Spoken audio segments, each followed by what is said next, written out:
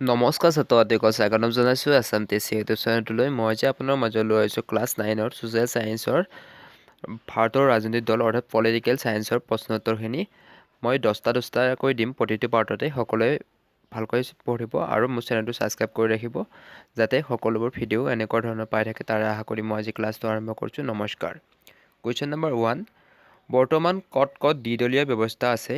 উত্তৰ, বৰ্তমান ইংলেণ্ড আৰু আমেৰিকা আদি দেশত দ্বিদলীয় ব্যৱস্থা আছে। কুৱেশ্যন নম্বৰ 2, বৰ্তমান বহুদলীয় ব্যৱস্থা থকা দেশ কেইখনৰ নাম কি কি? উত্তৰ, বৰ্তমান বহুদলীয় ব্যৱস্থা থকা দেশকেইখনৰ নাম হ'ল ভাৰতবৰ্ষ, বাংলাদেশ আৰু পাকিস্তান।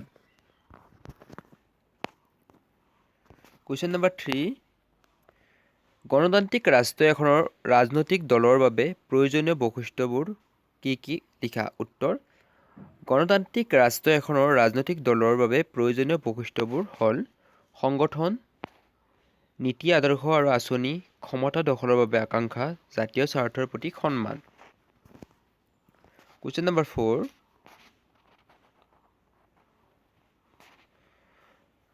গণতান্ত্ৰিক ৰাষ্ট্ৰ এখনৰ ৰাজনৈতিক দলৰ প্ৰধান কামবোৰ কি কি? উত্তৰ, গণতান্ত্ৰিক ৰাষ্ট্ৰ এখনৰ ৰাজনৈতিক দলৰ প্ৰধান কামবোৰ হ'ল জনগণক ৰাজনৈতিক শিক্ষা প্ৰদানেৰে শিক্ষিত কৰা।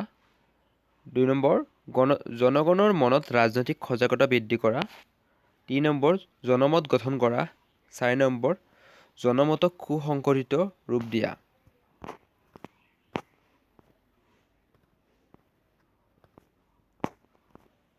কুৱেশ্যন নম্বৰ 5,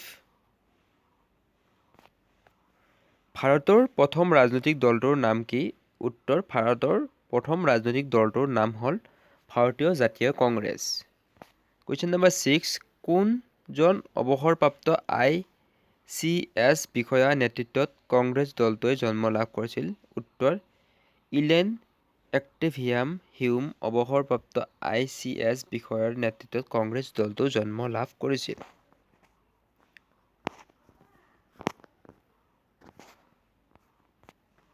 কুৱেশ্যন নম্বৰ 7, ভাৰতীয় জাতীয় কংগ্ৰেছৰ প্ৰথম সভাপতি কোন আছিল আৰু সভাপতি দলৰ প্ৰথম অধিৱেশন ক'ত হৈছিল? উত্তৰ, ভাৰতীয় জাতীয় কংগ্ৰেছৰ প্ৰথম সভাপতি উমেশ চন্দ্ৰ বেনাৰ্জী আছিল আৰু সভাপতি দলৰ প্ৰথম অধিৱেশন মুম্বাইত বহিছিল। কুৱেশ্যন নম্বৰ 8, জাতীয় কংগ্ৰেছৰ পিছতে কিমান চনত মুছলিম লীগ নামৰ দলটোৰ জন্ম হৈছিল? উত্তৰ, জাতীয় কংগ্ৰেছৰ পিছতে 1906 চনত মুছলিম লীগ নামৰ দলটোৰ জন্ম হৈছিল।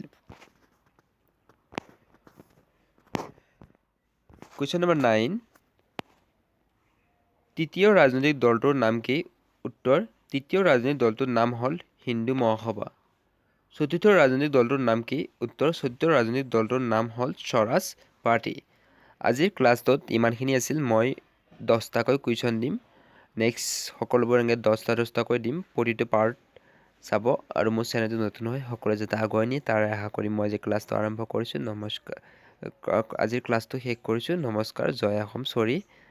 আৰম্ভ কৰিছোঁ বুলি কোৱা গৈছে। আজিৰ ক্লাছটো ইমানতে সমাপ্ত কৰিছোঁ। নমস্কাৰ।